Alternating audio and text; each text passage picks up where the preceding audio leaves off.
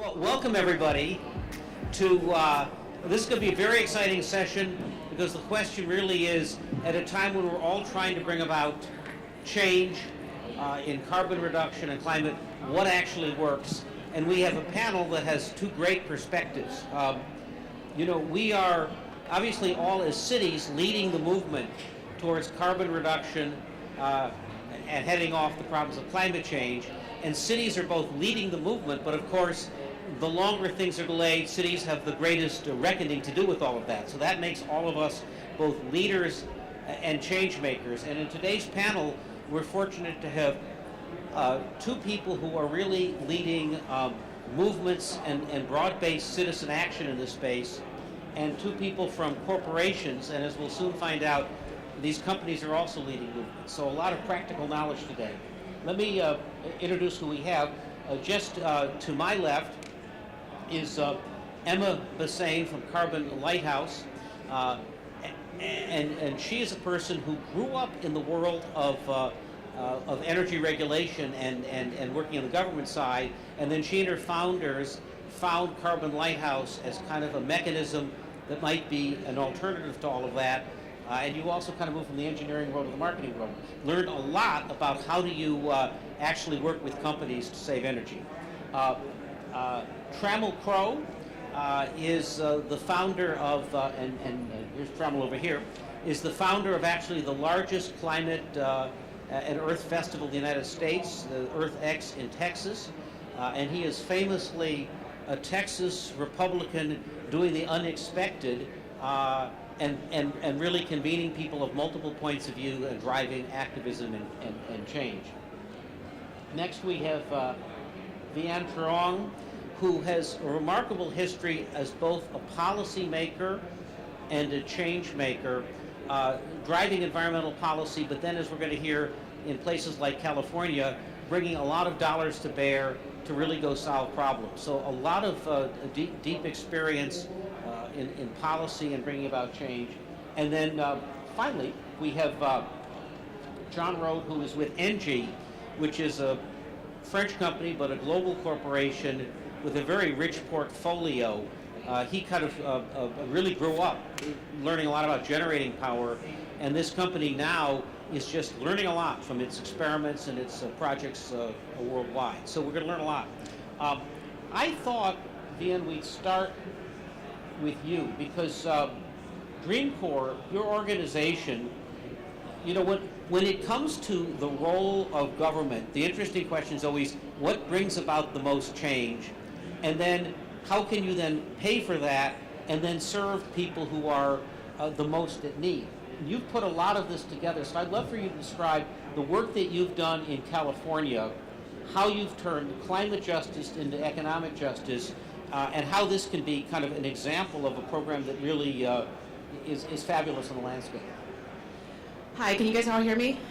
Mic's okay? All right. So let me say that one of the things that our organization tries to do at the Dream Corps and our program, Green for All, is to create a green economy that is strong enough to lift people out of poverty.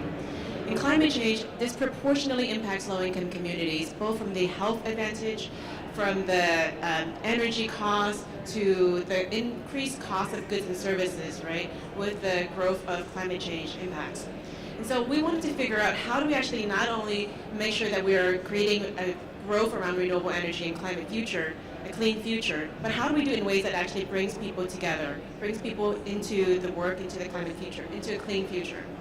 So we helped to develop the Cap and Trade program, but the innovation that I helped to lead on as a coalition is how do we actually make sure that Cap and Trade actually directs revenues in ways that brings people into a clean energy future. So show of hands, how many people actually know what Cap and Trade means? Thank God I don't have to explain it. For those who don't, the quick summary is you incentivize big companies or potential regulated industries to reduce their pollution, and if they can't fast enough, they have to pay for permits in order to pollute, pay to pollute in some ways. And so 35% of the total revenues from the Cap and Trade program now in California is directed to the poorest and most polluted zip codes in the state. And that's something that I helped to create. The important thing there is that when we were creating this policy, from my experience, I knew that we were already especially for low-income communities, they're often targeted by coal companies and fossil fuel companies around why these clean programs, these clean energy policies are bad for them. They say, this is something that you're going to be paying for other people's solar panels so that they can heat their pools, right? And they say these outlandish things. So our work was not only to create policy that actually reflects the needs of the communities, but actually be able to continue to have their ongoing political support. After we were able to get this passed, we went to the very communities that were most impacted and asked everybody, what programs best serve your community? Which are the ones that are hiring from your community or speaks your language? Which are the ones that you would most benefit from? After a year of town halls, webinars, phone conferences, everything the community asked for, we got fully funded at the highest levels that these programs can actually absorb. The important thing there is when we were able to do that right by getting people to buy in at the very, very early outset, they were the most tenacious defenders of this policy, even after fossil fuel companies began attacking it. And to date, we've heard the governor and others say that this was the most important policy, this piece of work, which was able to get conservatives to support this policy, defending this policy moving forward. But it also allowed for people from Fresno and Bakersfield and other rural areas to be able to see why clean energy was something that they wanted to see, and it wasn't going to leave them alone, but leave them behind. Here's a quick story of why. So when we were able to do this organizing work right, often one of the things people asked us was to help us push forward clean transportation, so electric vehicles. I saw 2 Teslas out there, it was great. A lot of times people say, well, California has one of the highest poverty rates in this country. It has the highest ones because of the cost of living. How can we argue for Teslas when we can barely even afford to have buses in Fresno, right? And so what I did was I went to rural areas and said, great, what is the transportation problem here? Just explain to me what the problem is in transportation. And the leader said, we have one of the highest asthma rates in the country. 1 out of 4 people here in Huron have asthma. In order for us to go to Children's Hospital, if one of the kids has an asthma attack, it takes them 3 hours to get from our house to get to the Fresno Hospital, Children's Hospital, and 3 hours back. So what we do is we pay for a retiree who's sitting in a diner $65 plus the cost of his meal, and he will drive you there and drive you back. That's how the transportation system worked in Huron. And so because we were able to understand that, we were able to create a pilot program together that is now in place and has been featured in New York Times, where it's called the Green Raiteros. And because it's a migrant farm worker community, we could design something that allowed for people without driver's licenses that could now take electric vans as an informal bus system that can now go to the hospital or wherever else they need and come back.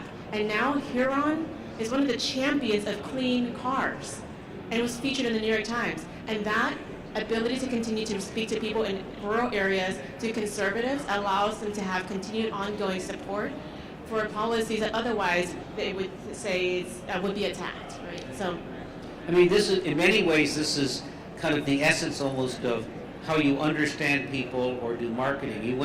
You found the primary benefits of these climate remediation things, because it's not just, carbon in the atmosphere has a long-term impact. By finding what affects each community and speaking in their language, you build a coalition and support. If you want people at the landing, invite them to the takeoff, right? Yeah. You want to make sure you design policy with people in mind. We do this oftentimes when you're poor. Your experience with policy is done to you, not with you. And so if you actually want to have ongoing public support for a lot of these very big policy subsidies, then you got to make sure you're designing with people who are actually going to be benefiting from it, right? And so for us, the question we want to start off with is who pays, who benefits, and who's at the table. Oftentimes who pays are taxpayers. Oftentimes who benefits are not reflective of the diversity of this country. And who's at the table is definitely not reflective of the people who actually need to be part of the conversation. So Trammell, you are a Republican. You are from the great state of Texas, which has the finest fossil fuel kind of community in our country. And you are also the person who has put together the largest environmental festival in the nation. So these are, and you've also been purporting this to bring along a lot of people who are right of center. So when we talk about language, tell me a bit about how this came to be in Texas and what you're doing, your theory of change, and how you brought so many people in a state that is not known to think about this to build a community. Well, we didn't know any better 8 years ago when we decided to have an expo of environmental groups, kind of like card tables with information, like we see here. And the very first year, we had 200 organizations, primarily environmental NGOs, some government entities out of the city of Dallas to show people how to recycle. Being in Texas, of course, we said, we'll just have corporation. We'll have Kimberly-Clark. They don't cut down nearly as many trees as they used to, and let them talk about that with, Verizon, AT&T, Dr. Pepper. And so we found ourselves with corporations, environmental organizations, NGOs, schools and universities, and government groups. We've learned as we've gone along, we've just been completely opportunistic. If we had had a mission, it wouldn't have worked. If we had known that this didn't happen in New York City, or in San Francisco, or Berlin, or London, that there wasn't a large expo, which there should be, and we invite any and all takers, we wouldn't have had the courage to do this. Now it's grown to 700 exhibits within this expo, representing certainly thousands of groups. How many people attend? We hit 138,000 this year with big rain on our 3-day event, Friday, Saturday, Sunday, with conferences, about a dozen conferences. So people from 40 states and 30 foreign countries, which had never happened before. So we're just pushing ahead, and the unexpected results happen every time, and we think that they're good unintended consequences. So what are the kinds of changes that this brings about? Like when people go home, does it drive environmental education in schools? Do people change their energy habits? Does it pull in strange bedfellows? So, for example, you're pointing out that in Texas, the hunter population is big, and they also turn out to be very concerned about the environment, so it's promoting conversations across the lines. But I'm wondering what we can learn about how big events change behavior and what other cities might learn from this. Well, it's so diverse, it's hard for me to slow down and point it out. We had Scott Pruitt last year come. We thought that we influenced him a little bit. He spoke. After he spoke to 400 people, we put him in a small room with environmental leaders.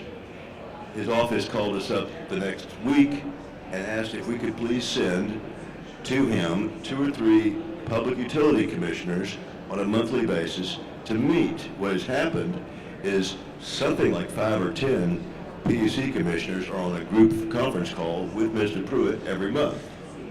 The same happened with Rick Perry, who came last year. And at this very same time, we had Department of Energy with about 50 young companies in clean tech. And Perry came and we strolled through these aisles of all these different young companies and explained how the Department of Energy was so supportive of this. And he said, and ARPA-E's here at exhibit, and I see that 4 national labs with Argonne that was speaking on the stage a few minutes ago were there. That gave Perry an education. And he called us up and asked if we would send in 2 or 3 environmental leaders on a monthly basis to his office, which still goes on. So at a high level, those are good examples. And we are influencing in a regional area our school curriculums on a lower level.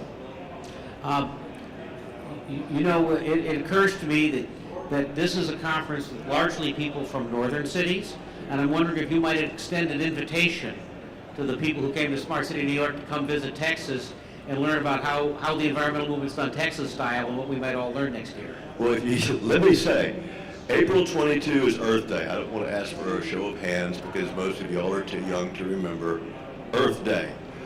We have our event every year at about that time. This coming year, it'll be April 25th to 24th to 28th with conferences, expo, a film festival of 35 full-length documentaries, which we had this last time, 35 virtual reality films on green. It's something that really will appeal to general public, to professionals. The conferences go from legal symposium to a fracking conference, where we got 70 gas drilling companies to come listen to how to do drilling better, to unanticipated international small delegations coming in. So we would like very much to invite you all. We would want to know in advance and bring you in and orient you and show you the best. And we'll all be VIP visitors. The way I say it is, y'all come here. Emma, I want to turn to you next. The theme so far has been a lot about how you put energy and environmental actions in language that people understand. You started off as a New York State regulator, and for various reasons that wasn't working so well, and you and your founders founded Carbon Lighthouse, which I'd like you to explain to us, but it has a great proposition on the website. This is for real estate, for buildings and for facilities that use energy, and your proposition is create value, earn revenue, erase emissions, let's convert your building energy into profit. This almost sounds like a Bitcoin proposition, which is there's some resource there, we're going to turn it into money. Yeah, absolutely. So I started my career here in New York, working for the New York State Energy Research and Development Authority, handing out utility incentives to try and motivate buildings to reduce energy, because that was something I was deeply passionate about. And after about 3 years of watching the measured success of those programs, I'll say in a nice way, the founder of Carbon Lighthouse, Brendan Milstein, and a partner went and started Carbon Lighthouse, and I joined them shortly after. He also came from NYSERDA, and we built a company specifically around not relying on any sort of utility or government incentives, because we saw how volatile and unpredictable those policies often are, which I think is an interesting lesson that I think we'll talk a little bit more about how, if you want that private sector innovation, creating, motivating it with things that change every year is not a great way to do it. So our solution to that was to try and create a business that appeals to the client, and that's something that we'd seen across a lot of the companies we'd worked with in New York through these incentive programs, is that they weren't creating and marketing their value proposition in a way that, in a language that the actual owners of buildings understood or cared about. Yeah.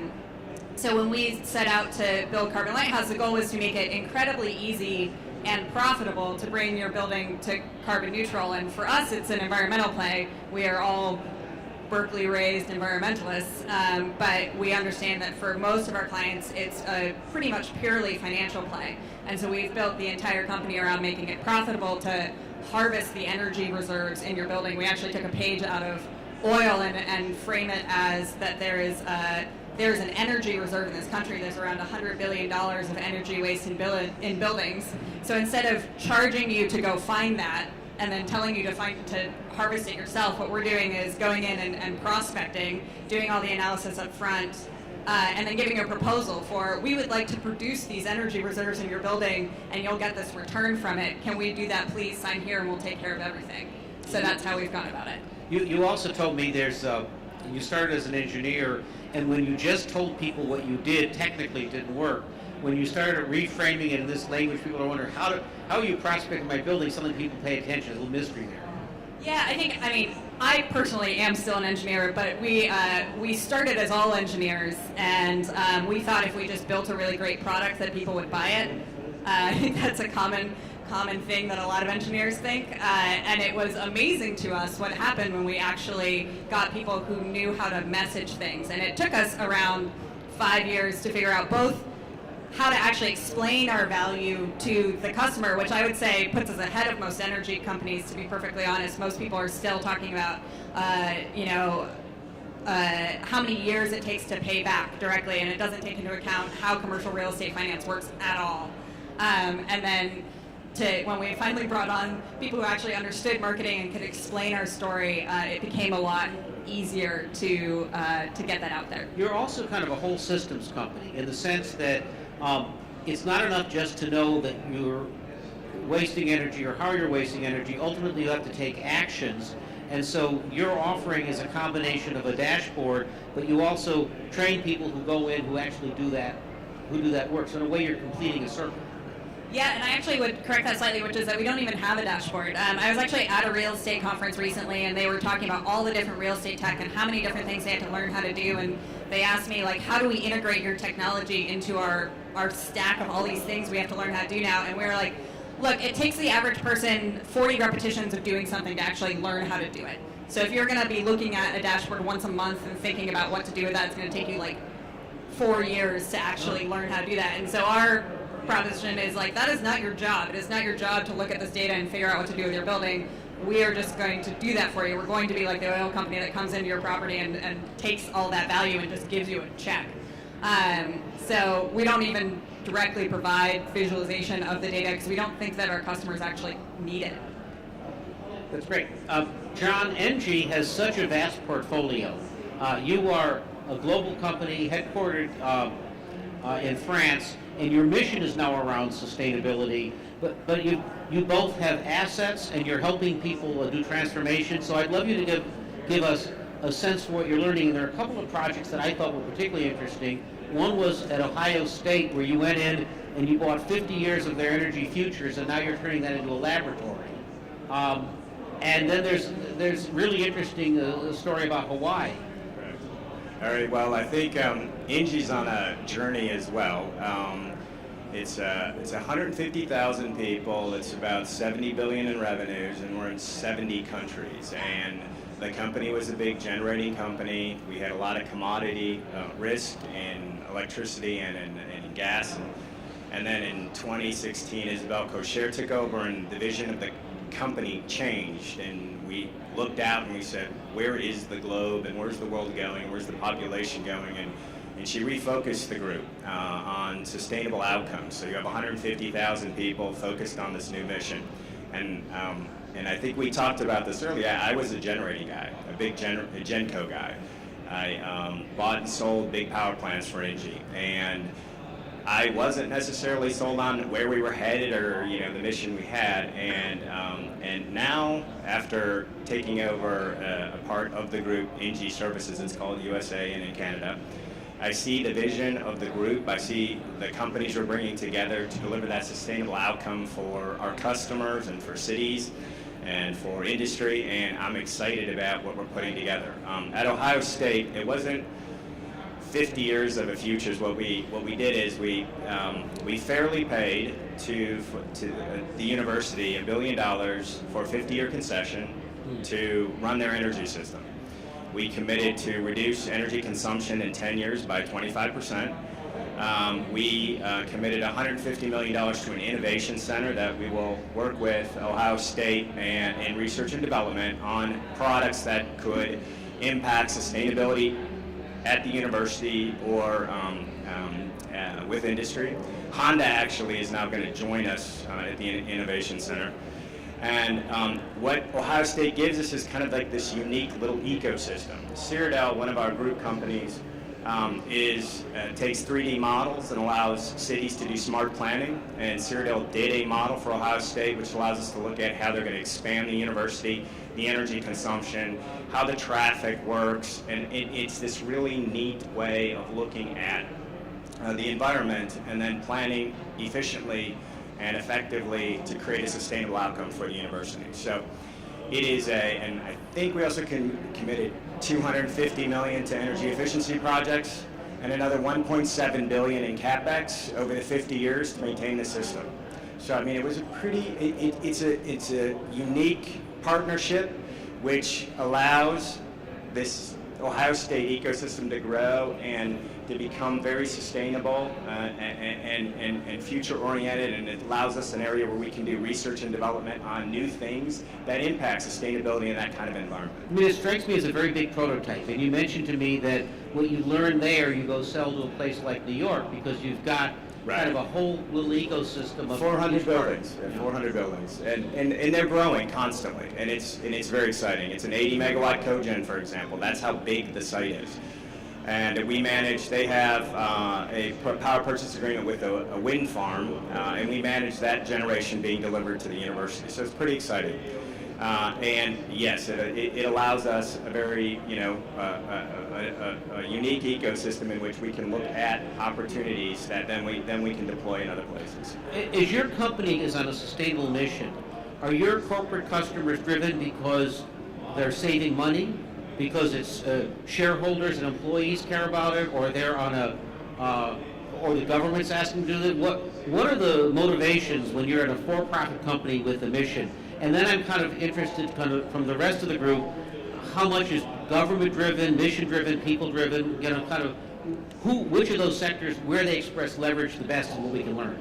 Right. I think ENGIE is very committed to not trading off corporate profit for sustainability, but I think we're getting to the point where sustainability and profitability can be driven in the same direction at the same time, and that's what we're seeing. We have a lot of individual companies that do things like an electrical contractor here in New York called Unity. We have facility management companies. We have energy as a service companies. And putting those together, for ENGIE allows us to envision a sustainable solution for a customer, and then to deliver it, and then to run it long term. And so you can see where the pieces we're putting together is creating a unique opportunity to really take advantage of a vision of delivering sustainable outcomes for customers, but in most cases, sustainable outcomes for customers also are, reduce energy usage. So profitability for the customer goes up, creates an efficient way of delivering something for an end user. There are a lot of benefits for the customer as well as for ENGIE for creating what we're doing. Vien, you mentioned to me when you were rolling out things in California, you built 2 very data-rich websites to actually help the constituents understand what the benefits were. And there's a whole theme about the use of data here. Yeah, so there's 2 websites that tracked the ways that the revenues are spent. By the way, the 35% of the cap and trade program has now been just under $1 billion that has been spent in the zip codes that has the highest levels of pollution and poverty. And we were able to take from that $140 million, which then we put into a separate fund called the Transformative Climate Communities, and work together with a CDFI to leverage every public dollar for about $7 with financial institutions, with private investments, with philanthropies, mission-related investments, and program-related investments. And then those funds are now transforming whole communities at a time. So Fresno just got $70 million, Bakersfield $35 million, San Bernardino $35 million. Because we were able to deploy, this amount of money in this amount of time, my experience with the White House and the stimulus let me know that I can expect there to be a tax on how much money was deployed and how little results will be shown for it. So we knew we needed to actually begin tracking data to build up the story to protect these policies. Remember the stimulus, remember when Solyndra became a whole story around why this was a bad idea. We wanted to protect and get ahead of that. And so climatebenefitsca.org is where you see the quantifiables, the amount of emissions that were reduced, the amount of jobs that were created, the amount of money that was invested in the biggest affordable housing fund now in California, in the transportation programs, what kind of programs, how many free solar programs were given out, free energy efficiency, how many free bus passes were given to seniors and students. We were able to track all of that, the quantifiables on that website. But that's not interesting stuff to reporters.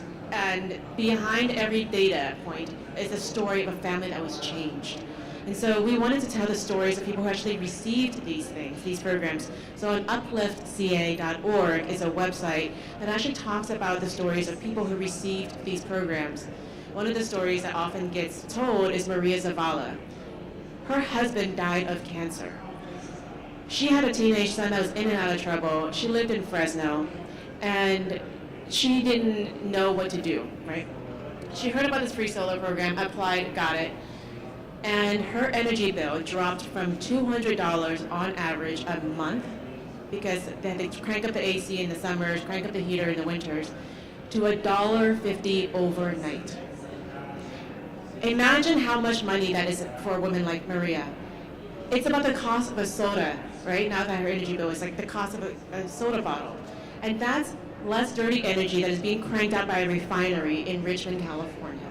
That is cleaner air for the people in the community. That is investment to the local economy. That's a job for the contractor who put the solar panels on her rooftop. And that's better for us all. So telling that one story of one free solar panel now begins to get to people and why these programs are really important. And the demographic of Maria Zavala is so different from what we imagine solar panel owners. And that's been able to help us continue to help build up political support for why this is something that we can all see our futures on. So, Trammell, you kind of spend a lot of time with the center-right world. Are they? Do you find that that there's less interest in kind of government driving this stuff, or as we get more data-driven like this, there's a similar amount of interest? How does your community kind of look at this and the role of government? Consistently rabid resistance to government-driven programs. Did you say one solar panel for Maria Zavala? No, she got one solar panel of this program, the program as a whole. That saved $1,000 a year for her. I'm sorry, I'm still marveling on that. And that would be private enterprise.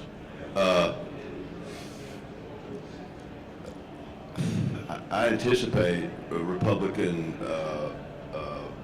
support, some kind of Republican initiation of carbon tax this year, this summer, because there are enough Republicans who actually want this type of thing and not just cap and trade or cap and dividend.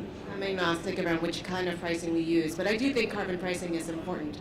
But I think to your point, was your point that you thought the program was too expensive given the benefits of it? No, I was just amazed and wondered that she was able to save the reap cost. such savings. Yeah, I think that's important. Yeah. Environmental justice is something we haven't focused on. We just try to really break into the mentality of the South and of Texas. First of all, there are issues, environmental issues, that we are completely unaware of it in Texas. But then to frame them as conservative issues, like wildlife conservation, like the startups and investments, like the fracking, and have found, just like the Congressional Climate Caucus that just formed in D.C., where there are 36 Republicans and 36 Democrats, or it's close to 40 Republican and 40 Democrat, where there's a bipartisan movement for a climate battle, but within the context of free market. John, you were telling me an interesting story in Hawaii where you were doing work in schools. So you were bringing solar energy to schools, and then that turned into a STEM program for students who suddenly were learning how to measure and understand all of this. And there's a common theme in all of this about how do you very easily measure and then turn those results into action. I mean, you, in many ways, Vien, use data as a way to guard against somebody who's going to come after you. You're using data to completely change the argument, and you found a way to broaden this out to an even broader platform. Well, I think a lot of when you talk about commercial usage and the vision on sustainable outcomes for communities, what we did in Hawaii, and this is what we do, all over to the extent possible, is we went in and we did an energy audit, and we added solar panels, I think, on 80 schools. We upgraded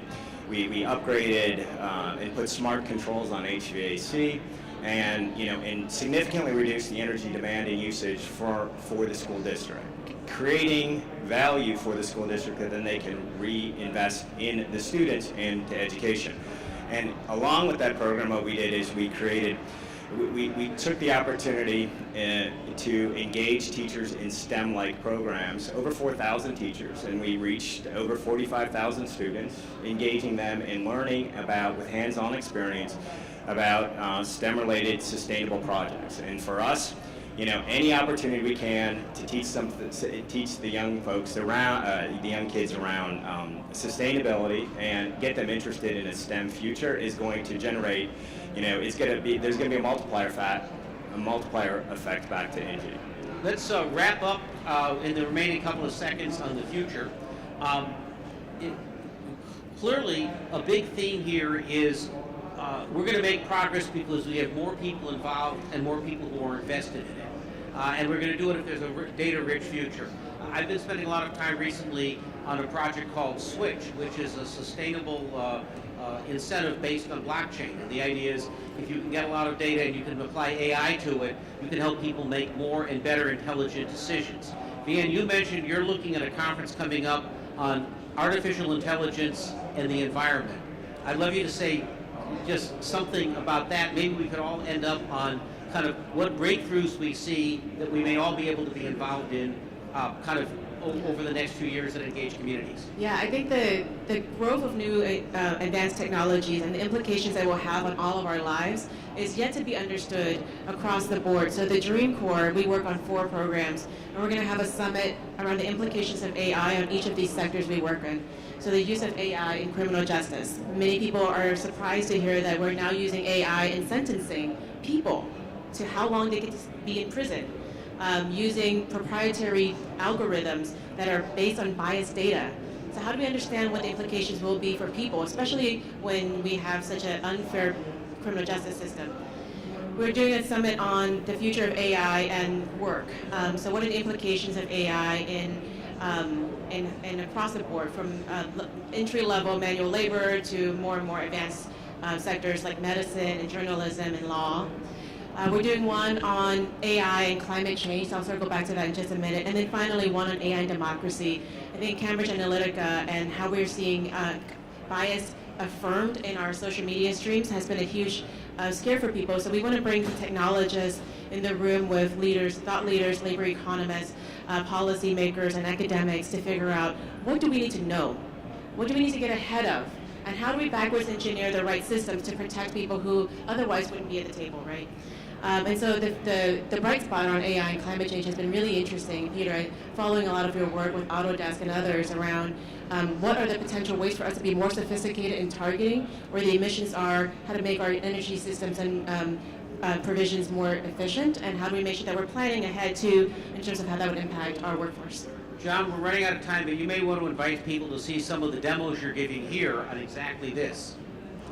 And I think, and just quickly, my vision of the future is we already have companies in energy storage looking at, wind and solar that don't talk about reducing carbon footprint anymore, don't talk about sustainability. It's just the cheapest solution for what they're looking at. So I think that's where we're going in the future, where we're doing the right thing, but it also is the most cost-effective thing because and then it automatically leads to a better future for us. So. Emma, when your buildings, people plan for the long term, right? So you've come in and intercepted short term. How are you helping people think about their buildings over the next 15 years? And have you made most of the savings, or is there much more to come? Yeah, I mean, buildings are constantly changing, and I think that that's going to be true across a lot of city infrastructure. Buildings are constantly changing. So we actually go into long-term contracts with our clients to guarantee savings over a 10-year period, because we've seen that if you do an intervention and walk away, it doesn't stay, and you lose that efficiency gain. And then there's always opportunities. Is this tenant's moving out, that tenant's moving in, what's the new technology, how can we make this more efficient? I think just in terms of where we're going in terms of data and AI, one thing that's we find really interesting is there's still a ton of physical work to do. So as much as we're talking about smart cities and data and sensors and AI and all that stuff, which is great, we rely on that on our kind of upfront prospecting side of things. we're still hiring contractors to go in and physically fix pumps. So I think we need to remember in this conversation that there is still a lot of physical infrastructure involved and a lot of work that needs to be done in that space as well. Yeah, that's core to your company, right? Your investors realize it's a long-term play, and it's not just as leveraged as a software company, because you got a lot of people running around and have to pay all of that. Trammell, we're We need ramping. you to come to Dallas and talk to our company, Yeah. Crow Holdings. Trammell Crow Company is now owned by CBRE. They're headquartered in Dallas, and they need to be educated by you. Great, we'll come on down. I want to thank you. I also want to thank the Smart Cities New York for casting such an amazing and diverse panel with multiple perspectives. And we now know we're both going to have to take a field trip to Berkeley and to Texas. I'll turn my phone off. We have brochures in the back that describe our event.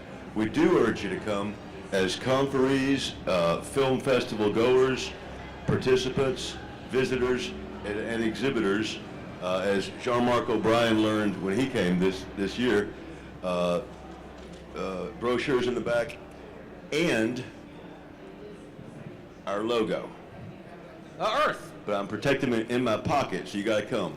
So y'all come. We Thank you have to Peter. we have to make way for the next panel. Thank you very much. Thank you, Peter.